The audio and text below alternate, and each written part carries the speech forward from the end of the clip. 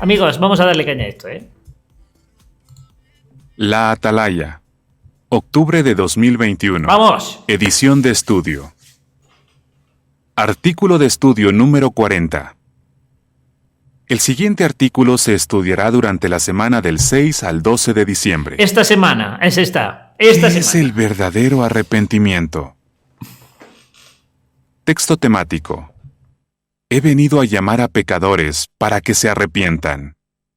Lucas 5:32. Canción 36. Cuidemos nuestro corazón. Avance.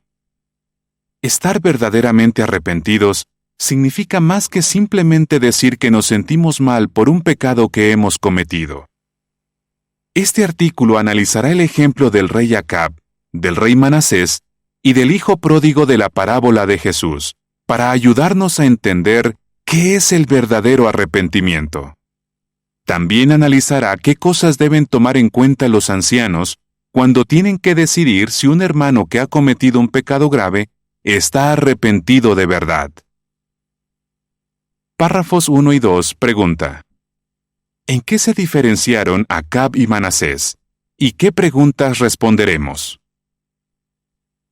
Hablemos de dos reyes de tiempos bíblicos. Uno gobernó en Israel el reino de 10 tribus, y el otro en Judá el reino de 2 tribus. Aunque vivieron en épocas diferentes, tuvieron mucho en común. Los dos reyes se rebelaron contra Jehová, hicieron pecar a su pueblo, adoraron a dioses falsos y cometieron asesinatos. Pero hubo algo que los hizo diferentes. Mientras que uno siguió haciendo cosas malas hasta el día de su muerte, el otro se arrepintió de las cosas terribles que había hecho y fue perdonado. Pero, vamos a ver. El rey David, que es un ejemplo a día de hoy, yo creo que ningún testigo te puede decir que el rey David no es un ejemplo. También se rebeló contra Jehová, hizo pecar a su pueblo, adoró a dioses falsos y cometió asesinatos. Y es un ejemplo. Pero bueno, vamos a ver. ¿De quiénes hablamos?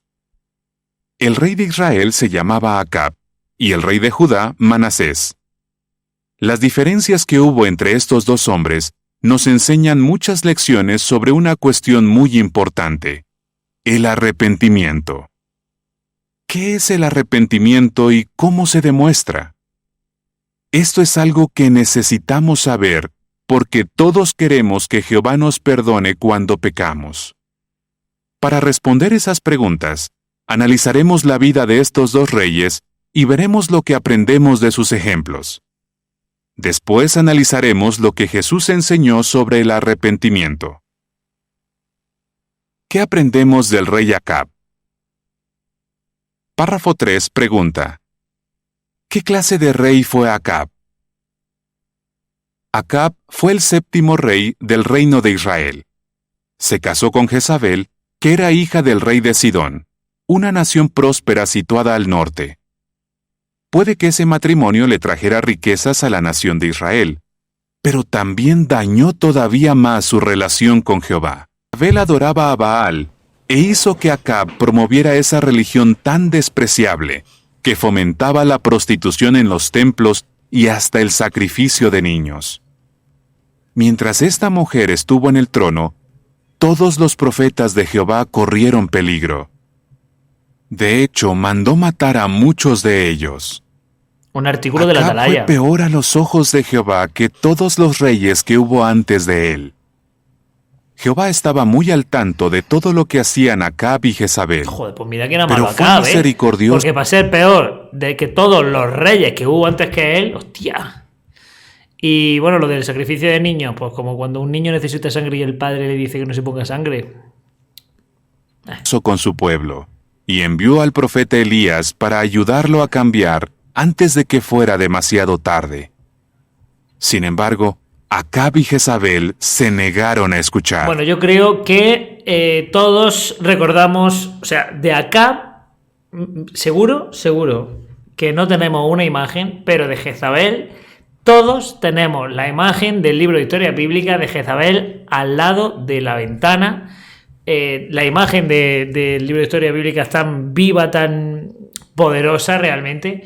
Lo vi hace mucho tiempo y todavía recuerdo la imagen de Jezabel. No, Acab era mucho peor que Jezabel, se supone, sí, aquí lo estamos viendo.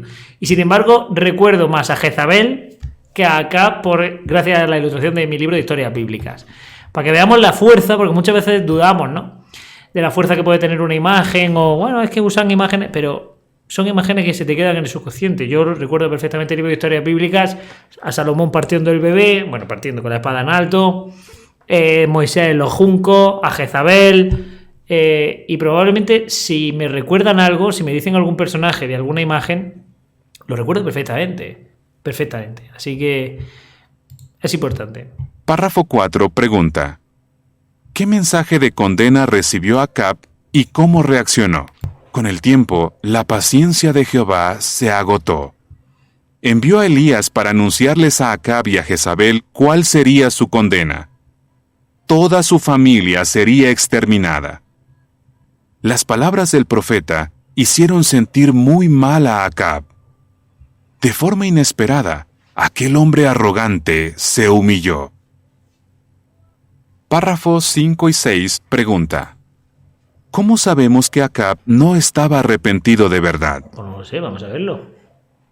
Aunque en ese momento Acab reaccionó con humildad, lo que después hizo demostró que no estaba arrepentido de verdad. No intentó acabar con la adoración a Baal en Israel, ni animó al pueblo a adorar a Jehová. Además, hizo otras cosas que mostraban que no estaba arrepentido. ¿Sabes lo que me recuerda? A la imagen del miembro del cuerpo gobernante declarando en Australia, donde le preguntaron: oye, ¿tenéis un problema con esto? Y él dijo: reconocemos que tenemos un problema con el tema de la pederastia, con este tipo de cosas, con la ley de los 2 testigos. Y a pesar de que puede ser que pareciera que estaba arrepentido, no ha hecho nada para evitar esa ley. No se ha cambiado, todo sigue en la misma casilla, en la casilla 0. No se ha evolucionado, simplemente se ha hecho el paripé. No solo el paripé, sino que además reconoció que era presuntuoso decir que eran los únicos que recibían el mensaje divino, que eran los hombres de Dios en la tierra, por decirlo así, que eso era presuntuoso afirmarlo y que efectivamente tenían un problema con este tema, con este tema, ¿no? A eso me he recordado. Si tienes un problema, si lo admites, vale, da el siguiente paso, intenta solucionarlo. No hay ningún interés por solucionarlo. Así que no estaba arrepentido, por lo tanto, no le molesta que haya este tipo de casos en sus congregaciones. Más tarde, cuando le pidió al buen rey Jehoshafat de Judá que luchara junto a él contra los sirios, Jehoshafat sugirió que primero consultaran a un profeta de Jehová. Al principio, Acab rechazó la idea diciendo: «Todavía queda un hombre por medio de quien podemos consultar a Jehová. Pero yo lo odio, porque las cosas que profetiza sobre mí nunca son buenas, solo son malas». Aún así, consultaron al profeta Micaya, y éste le anunció a Acab que sufriría una calamidad.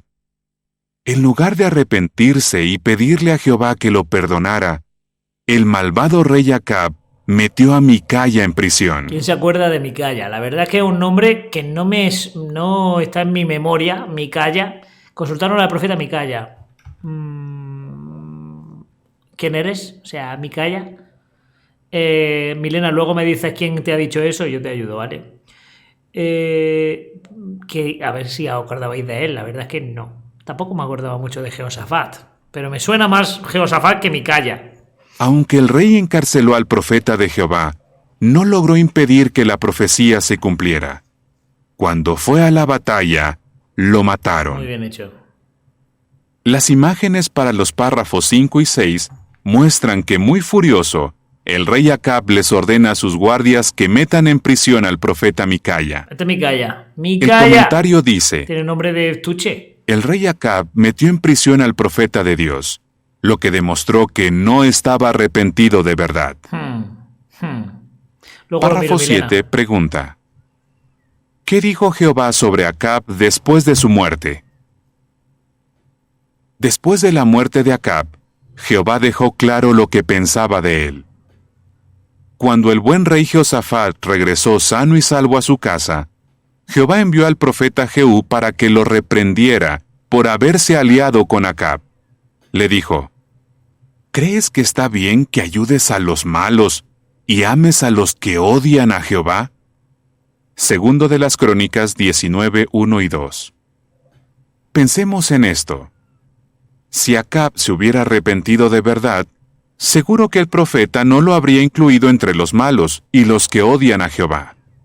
Así que está claro que aunque Acab lamentó hasta cierto grado lo que había hecho, nunca se arrepintió del todo. O sea, están diciendo que si Acab se hubiera arrepentido, seguro que el profeta no lo hubiera incluido entre los malos. Una suposición. Como dicen los malos, ya entendemos que Acab no se arrepintió nunca. Madre mía, hay que tener valor para sacar esa conclusión, la verdad. Párrafo 8 pregunta: ¿qué nos enseña el ejemplo de Acab sobre el arrepentimiento? ¿Qué aprendemos del ejemplo de Acab? Cuando Elías le anunció el castigo que iba a sufrir su familia, Acab al principio se humilló. Ese fue un buen primer paso, pero los pasos que dio después demostraron que no estaba arrepentido de corazón. Esto nos enseña que el verdadero arrepentimiento implica más que simplemente decir que nos sentimos mal por lo que hemos hecho. Veamos ahora otro ejemplo que nos ayudará a entenderlo. ¿Qué aprendemos del rey Manasés? Párrafo 9 pregunta: ¿qué clase de rey fue Manasés? Unos 200 años después, Manasés llegó a ser rey de Judá. Puede que sus pecados fueran peores que los de Acab. La Biblia dice en 2 de las Crónicas 33, 1 a 9, que hizo a gran escala lo que estaba mal a los ojos de Jehová para provocarlo. Construyó altares a dioses falsos, y hasta puso en el santo templo de Jehová una imagen tallada de un poste sagrado, probablemente un símbolo del culto al sexo. Usó la adivinación y practicó magia y hechicería. También derramó muchísima sangre inocente. Asesinó a muchas personas e incluso a sus propios hijos los quemó en el fuego como sacrificios a dioses falsos. Bueno, después de todo lo que hizo Manasés, que no fue poco, que no fue moco de pavo, Jehová lo perdonó. ¿Vale? Esto se lo quiero recordar a la gente que entra a YouTube, a TikTok y a todas estas plataformas a criticar a una persona que se ha convertido en apóstata o que piensa diferente. ¿Por qué? Porque estos testigos lo condenan. Jehová te va a poner en tu lugar, te mereces morir, eres basura, eres tal y eres cual. Y simplemente lo que ha hecho es contradecir al cuerpo gobernante, no estar de acuerdo con el cuerpo gobernante o pensar por sí mismo y decir, oye, estas explicaciones no me cuadran todas estas profecías que decís que se están cumpliendo, creo que no son así. Motivo de expulsión. O de simplemente dejar de querer a tu mujer, que tu mujer te deje de querer a ti, que tu matrimonio sea sin necesidad de hacer los cuernos ni de agredir, sea un infierno y los dos, por decisión propia, decís, creo que seríamos felices por separado, motivo de expulsión. Y entonces que te condenen de esa manera, simplemente por haberte divorciado, simplemente por llevar la contraria al cuerpo gobernante o simplemente por pensar por tu cuenta. Y vemos el ejemplo de Manasés, al cual perdonó Dios después de haber hecho altares de dioses falsos a propósito, practicar magia y hechicería, matar a gente inocente y sacrificar incluso a sus propios hijos. Después de todo eso, Jehová lo perdonó. ¿Por qué el testigo de a pie me condena a mí, habiendo hecho una pena habiendo hecho ni la sombra de lo que hizo él, me condena al fuego eterno, a la destrucción, y dice que Satanás es mi padre, por pensar... Y sin embargo, coño, vamos a ver estos ejemplos. Jehová siempre perdona. El testigo, si fuera recto y justo, diría, al final del juego nos vemos. Al final del juego nos vemos. Pero el camino este no es así. Si yo fuera testigo, lo diría. Si yo fuera testigo, diría, oye, creo que sabes que el camino que has tomado no es el que te va a dar el premio, pero bueno, al final lo veremos. Pero no. Eso es el testigo sensato. El testigo que cree en el cuento, pero que sin embargo es sensato, que es complicado. Pero la mayoría son: tú eres un apóstata infecto, eres un no sé cuánto, no sé cuánto. Por favor, leed vuestra atalaya, leed vuestras propias revistas. Por favor, que el cuerpo gobernante está ahí, aparte de para llevarse el dinero, también para que leáis este tipo de artículos que hablan muy mal de vosotros.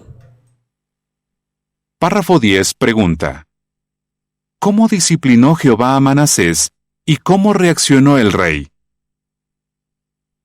Igual que Acab, Manasés se negó a hacer caso a las advertencias que Jehová le dio mediante sus profetas. Finalmente, Jehová hizo que los jefes del ejército del rey de Asiria vinieran contra ellos, es decir, contra Judá. Capturaron a Manasés con garfios, lo sujetaron con 2 grilletes de cobre y se lo llevaron a Babilonia. Parece ser que mientras estuvo cautivo allí, reflexionó en lo que había hecho. Estuvo humillándose profundamente delante del Dios de sus antepasados. Pero hizo algo más. Le suplicó a Jehová su Dios y le siguió orando. Aquel hombre malvado estaba cambiando. Empezó a ver a Jehová como su Dios y le oró una y otra vez. Lo que hizo fue orar. Después de hacer eso, estuvo en prisión. Y lo único que hizo fue pedirle perdón a Dios. Perdóname, Dios, y orar. Esa fue la redención que tuvo él. No hizo actos en plan de... Por lo menos no hemos llegado a eso. Pero Dios sabía que algo estaba cambiando, porque Dios lo sabe todo. Y con que alguien ore, ha orado, cuidado, tiene instinto asesino todavía, pero está orando. Así que vamos a ver por qué lo termino de perdonar. Segundo de las Crónicas 33, 10 Hola, a 13. Lucía, ¿cómo estás? Párrafo 11 pregunta: ¿Cómo demostró Manasés que su arrepentimiento era sincero? Vamos a ver. Con el tiempo, Jehová respondió las oraciones de Manasés. Vio que su corazón había cambiado, y eso se reflejó en sus oraciones.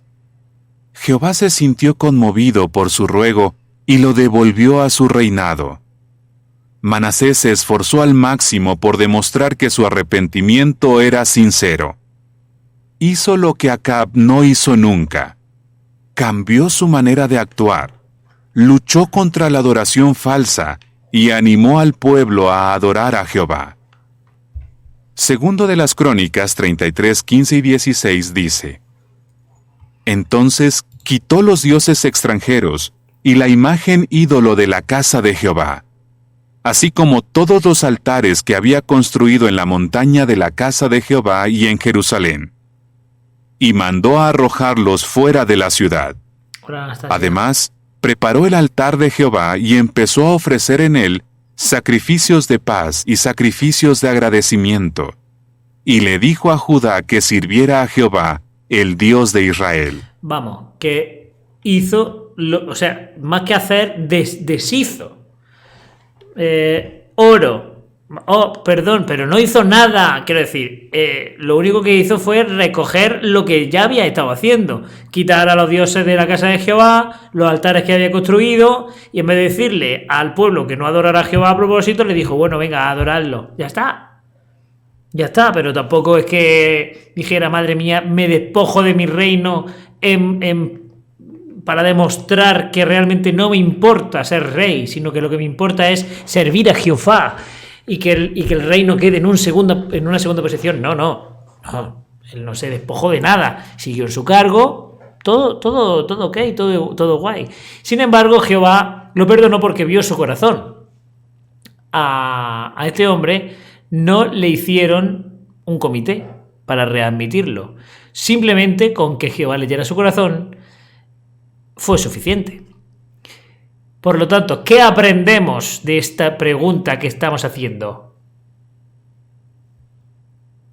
Quiero decir, si Jehová va a perdonar solo porque Jehová sabe leer el corazón, ¿por qué necesitamos un comité? ¿Por qué necesitamos esperar un año al menos para readmitir a alguien? ¿Y por qué necesita además ese alguien no parar de hacer muestras de arrepentimiento. ¿Qué? ¿Cómo te arrepientes de tu pecado? Yendo a las reuniones, yendo a predicar, comentando, sobre todo si estás expulsado yendo a las reuniones. Si vas a las reuniones es que estás arrepentido. Y como ha dicho antes Seba, puedes decir que estás arrepentido y luego no. Y a esas personas te van a readmitir. Entonces, ¿de qué estamos hablando? Sois unos... no solo no sois infalibles, sino que sois muy pusilánimes. Leyendo corazones. No leéis corazones. La muestra de arrepentimiento más grande es ir a la reunión. Punto.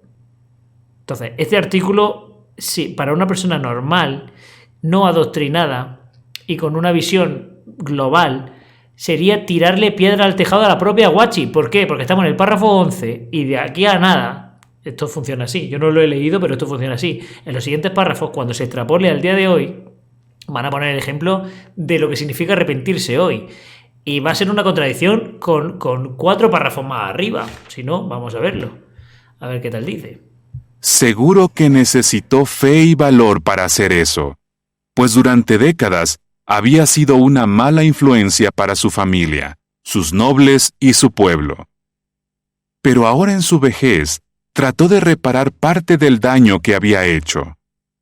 Es probable que fuera una buena influencia para su nietecito Josías, que más tarde llegó a ser un rey muy bueno. En las imágenes para este párrafo, se muestra que el rey Manasés les dice a sus trabajadores que destruyan las imágenes que él había puesto en el templo. El comentario dice: el rey Manasés luchó contra la adoración falsa, lo que demostró que sí estaba arrepentido de verdad.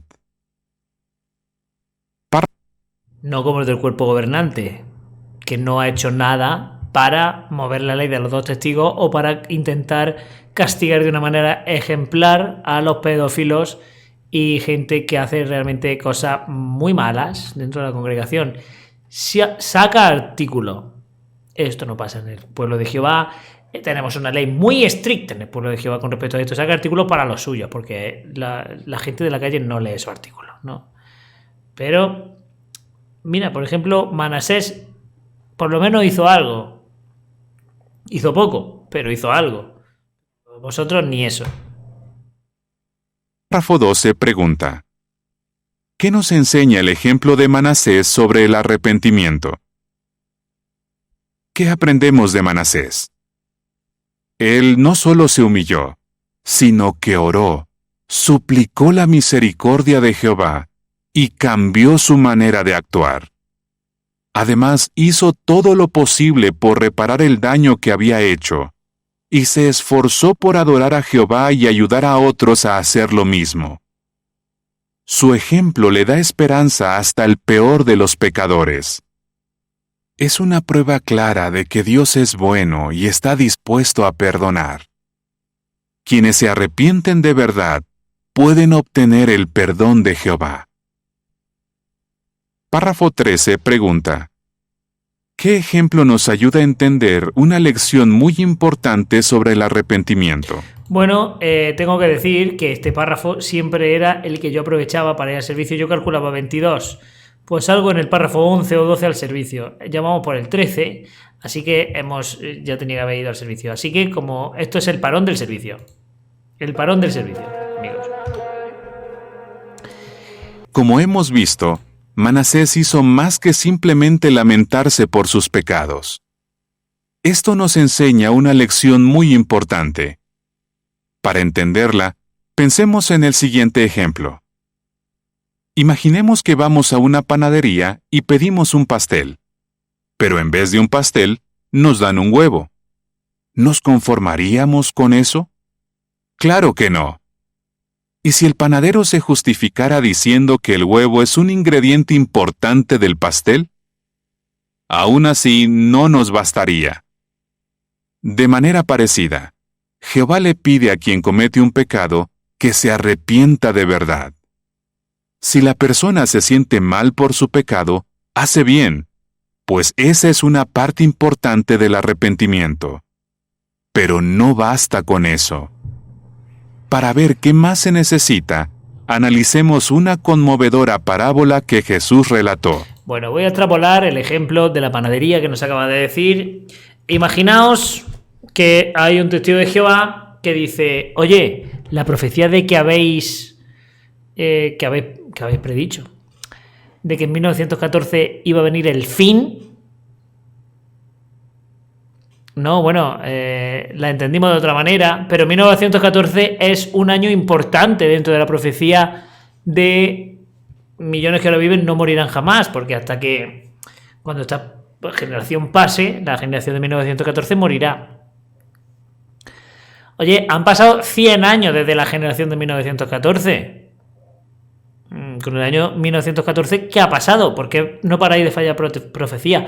No hemos fallado. Y los testigos de Jehová te dicen, no hemos fallado profecía. 1914 sigue siendo un año importante en la profecía de la generación traslapada. Y tú le dirías, pues no me basta. Y con toda la razón. Y con toda la razón este cliente de la panadería dice, oye, pues yo no te he pedido un huevo, te he pedido un pastel. Me da igual con qué esté compuesto, pero no me estás dando el resultado que yo estaba buscando. Con la profecía de la Guachi pasa igual. Oye, 1914 lo ha usado y aquí no ha pasado nada. No me basta, necesito algo más. Pues bueno, lo de 1914 sí te tiene que valer, sí tiene que ser suficiente para ti, porque si no, no tienes la suficiente fe y no estás fuerte espiritualmente hablando. Y el ejemplo del huevo, pues es un ejemplo que le ponen a ellos para que vean lo lógicos que son. ¿Cómo saber si alguien está arrepentido de verdad? Párrafo 14 pregunta: ¿cómo empezó a demostrar el hijo perdido de la parábola de Jesús que estaba arrepentido? Jesús contó una conmovedora historia sobre un hijo perdido, que podemos leer en Lucas 15, 11 a 32. Un joven se rebeló contra su padre, se fue de su casa y viajó a un país lejano. Allí llevó una vida desenfrenada. Pero cuando llegaron los problemas, empezó a reflexionar en lo que había hecho, y se dio cuenta de lo bien que estaba en la casa de su padre. Como dijo Jesús, ¿A quién no le ha el pasado eso, joven oye? recobró el juicio. Decidió regresar y pedirle a su padre que lo perdonara. Fue importante que comprendiera que había tomado muchas malas decisiones. Pero eso no era suficiente. Tenía que hacer cambios. Párrafo 15 pregunta: ¿cómo demostró el hijo perdido de la parábola de Jesús que estaba arrepentido de verdad? ¿Cómo demostró el hijo perdido que estaba realmente arrepentido? Hizo el largo viaje de regreso a su casa. Cuando llegó y se encontró con su padre, le dijo: «He pecado contra el cielo y contra ti. Ya no merezco ser llamado tu hijo». Lucas 15:21. Con esta sincera confesión, demostró que quería recuperar su relación con Jehová. Vale, se supone que tú, con hacer el viaje, llegar y decir, oye, he pecado, no merezco ser llamado tu hijo, con eso ya es una sincera confesión. Entonces, yo como pecador, extrapolo a los testigos de Jehová, soy pecador. El viaje desde mi casa, desde la comodidad de mi casa, porque realmente no tengo por qué hacerlo. No tengo por qué hacerlo. Sin embargo, lo hago. Voy al salón y digo, oye, perdonadme porque realmente lo que he hecho es para no me merezco ser llamado testigo de Jehová. Con eso, según este artículo, valdría para que el anciano diga, tira para adentro y no lo hagas más. Y aquí no ha pasado nada. Pero no. A mí no me hables, que tú estás expulsado. Vete. Espérate a que todos entremos y cuando todos entremos, que seas el último en entrar y que el acomodador te ponga en la última fila. Y antes de que empiece el cántico te largas. Eso es lo que tienes que hacer. Eso es lo que hacen los ancianos. No estás siguiendo evidentemente este ejemplo para nada.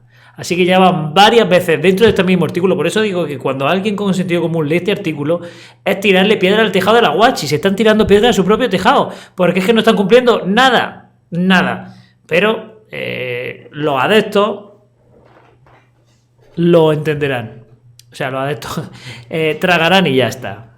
También reconoció que con sus actos le había hecho daño a su padre, y estaba dispuesto a esforzarse por volver a ganarse su aprobación.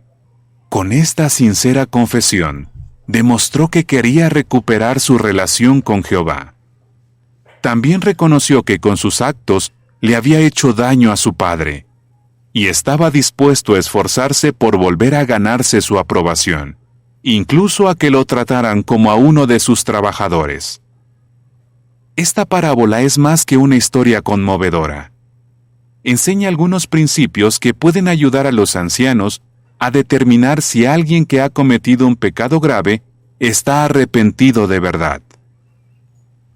La imagen para los párrafos 14 y 15 muestra que agotado tras un largo viaje, el hijo perdido siente un gran alivio cuando por fin ve su casa en la distancia.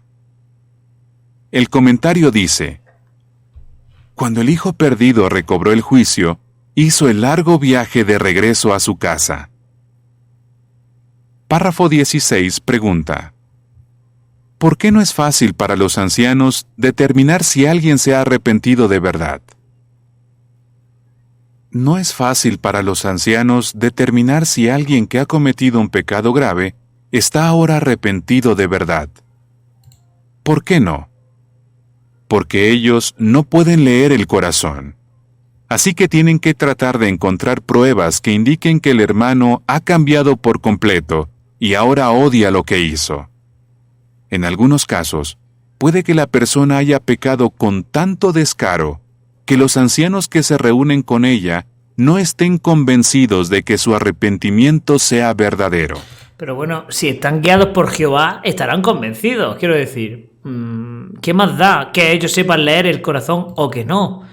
Si ellos están guiados por el Espíritu Santo, ellos son instrumentos del Espíritu Santo. Su valoración no se tiene en cuenta.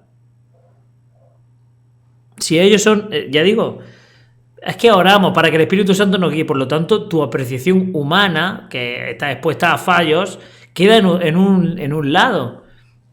Es el Espíritu Santo el que está guiando y el Espíritu Santo el que lee los corazones, se supone.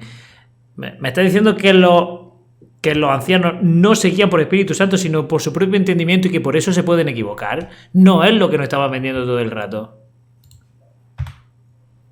Párrafo 17 pregunta A: ¿qué ejemplo muestra que un pecador tal vez no esté arrepentido de verdad, aunque diga que se siente muy mal?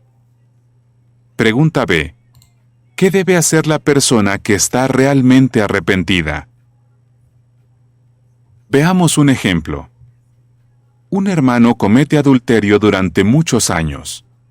En vez de pedir ayuda, les esconde su conducta inmoral a su esposa, a sus amigos y a los ancianos. Pero un día los ancianos se enteran de lo que ha hecho. Cuando estos le dicen que tienen pruebas que demuestran que ha cometido adulterio, él lo admite y hasta parece sentirse muy mal por ello. ¿Demuestra eso que está arrepentido? No.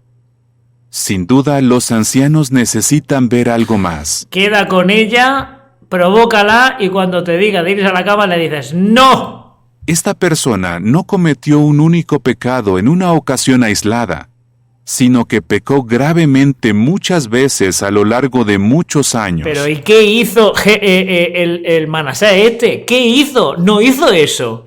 No hizo pecar, además, a propósito, porque este hombre probablemente ha tenido caídas y recaídas que son instintos humanos al final que el instinto sexual. No lo hace a propósito para molestar a Dios. Pero el Manasés sí, a propósito, quemó a su hijo y demás, y lo hizo durante mucho tiempo, y luego se arrepintió en un momento. Estaba encerrado y dijo, hostia, pues me he pasado bastante, Jehová perdóname, y se perdonó, aunque estuviera cometiendo el pecado continuadamente. Entonces, tú me estás diciendo que este tío que se acostó con alguien durante mucho tiempo no puede estar arrepentido porque lo hayas pillado, porque es que lo has estado practicando por mucho tiempo. Pues si no vale este ejemplo, no vale el anterior, y si vale el anterior, vale este. O sea, vamos a tener un poco a seguir una línea argumental. Quiero decir, me parece convincente que tú digas, vale, si hubiera estado arrepentido no lo hubiera estado haciendo durante tanto tiempo, que es que lleva 5 años con la misma persona. Eso ya no es... Es cierto que todo el mundo puede caer, puede recaer y puede volver a recaer, pero 5 años con la misma persona no es de estar arrepentido. Pero... Y te puedo comprar ese argumento. Pero si te compro ese argumento, no me vale el de Manasés. Y si me vale el de Manasés, que para ti te vale porque lo has puesto en la atalaya, este no me vale. Y este, además, no se puede comparar con él porque no lo está haciendo para ofender a Dios a propósito. No sé si me entiendes. Además, no confesó voluntariamente, sino que alguien se enteró y se lo dijo a los ancianos. Así que ellos necesitan ver pruebas de que el pecador ha cambiado realmente su manera de pensar, sentir y actuar. Puede que le tome bastante tiempo hacer los cambios necesarios para demostrar que está arrepentido de verdad. Así que es muy probable que sea expulsado de la congregación. Segunda a los Corintios 7:11 dice: Y por mucho tiempo. Fíjense en el gran efecto que ha tenido en ustedes la tristeza que le agrada a Dios. Ha hecho que ustedes limpien su nombre, que se indignen, que tengan temor, que sientan un deseo sincero, que pongan empeño, que corrijan el mal cometido. En este asunto han demostrado ser puros en todo sentido. Párrafo 18 pregunta: ¿cómo demuestra un expulsado que está arrepentido de verdad y cuál será el resultado? ¿Cómo demuestra un expulsado que está arrepentido de verdad? Debe asistir a las reuniones con regularidad. Es que es lo que hemos dicho antes. Lo que hemos dicho antes. No está arrepentido si simplemente le pides perdón a Dios, dejas de practicar tu pecado. Es que si tú dejas de practicar tu pecado, le pides perdón a Dios, aún así tienes que aparentar estar arrepentido. No tienes que estar arrepentido, sino que además tiene que parecerlo. Que los ancianos vean que tú estás yendo a las reuniones, que tú estás participando y que además. En ningún ejemplo, en ninguno de los que hemos estado viendo antes, los perdonados por Dios han tenido que pasar por el trámite que pasa un pecador testigo de Jehová con un pecado infinitamente más leve que los demás que tienen unos pecados bien gordos. Y ninguno ha pasado por el trámite que tiene que pasar la hermana Pepita, porque resulta que es que se ha acostado con un hombre sin estar casado con él. Porque es que no puede aguantar. Ha expulsado un año, o el hermano Pepito, expulsado un año sin hablarnos a nadie, pasándonos los derechos humanos por los cojones, haciéndote la vida imposible, haciendo como que no nos interesas, que haga un castigo para el expulsado y para los que lo practican. Madre mía, cómo estoy poniendo esto. Estoy aquí hincando la uña. Y no hemos estado viendo a lo largo del artículo de la Atalaya ningún pecador que haya pasado por ese trámite. Ninguno. Nadie le dejó de hablar a nadie aquí. Nadie hizo un comité de readmisión. No ha habido el caso que le diga a Jehová: dentro de un año hablamos, que tú arrepentido no estás. ¿Perdona? David, cuando puso en primera fila al marido de Batseba y lo mató, solo se arrepintió.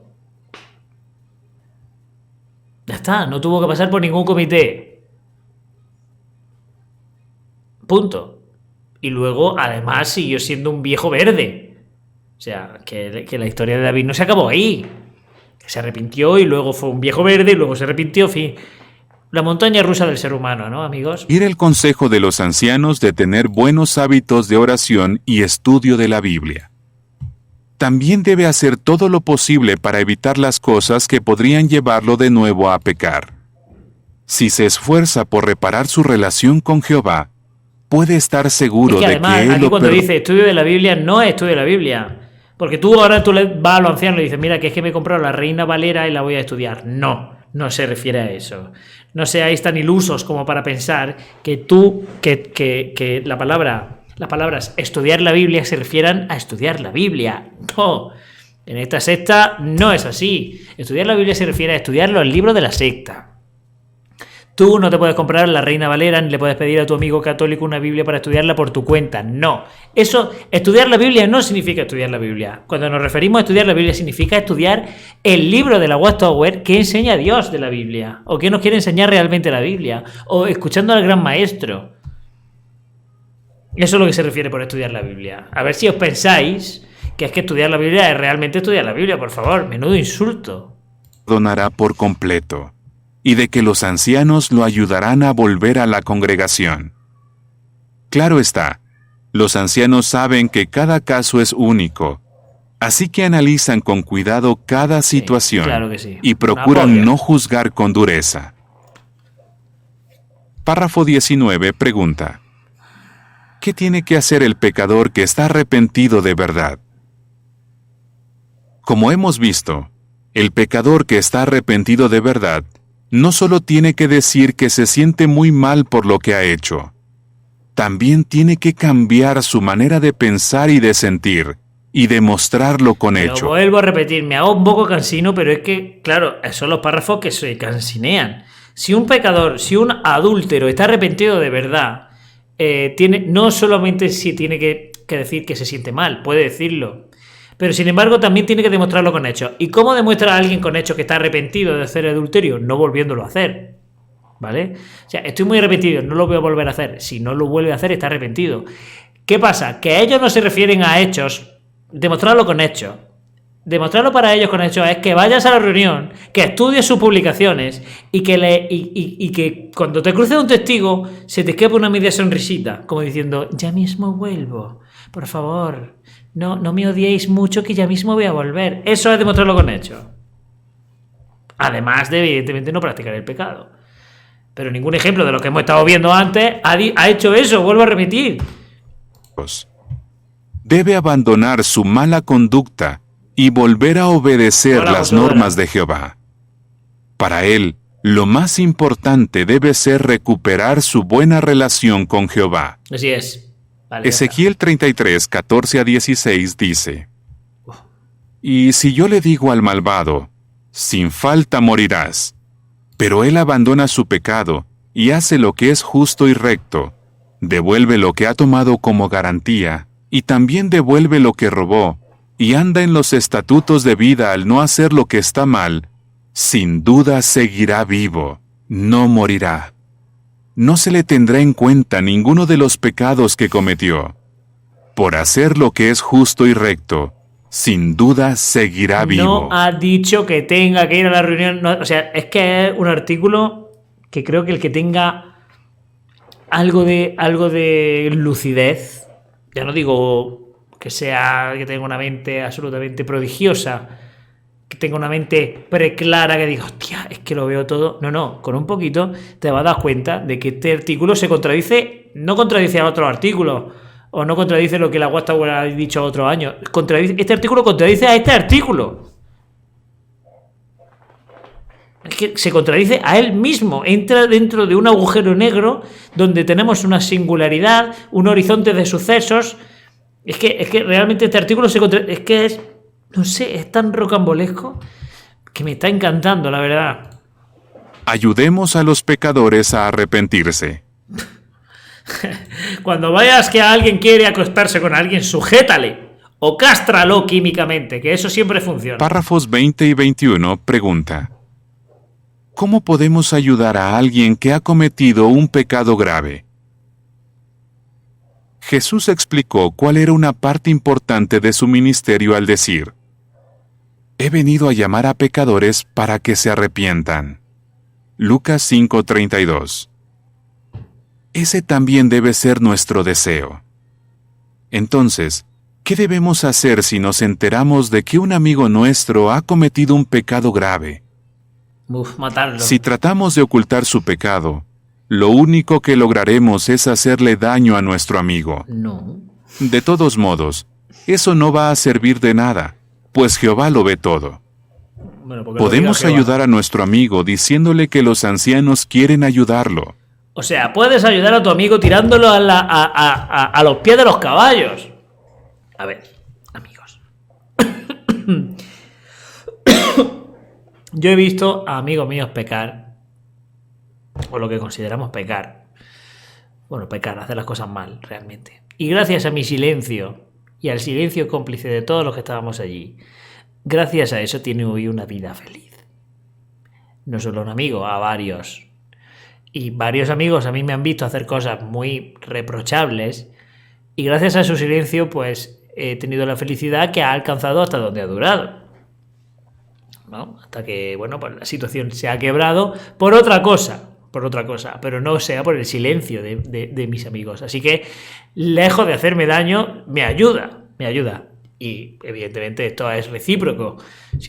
Aquí lo que pasa, aquí nadie ha visto nada. En mí podéis confiar. En mí podéis confiar. Si hacéis cualquier cosa fea, yo no voy a decir nada. Pero claro, soy recíproco si nos respetamos.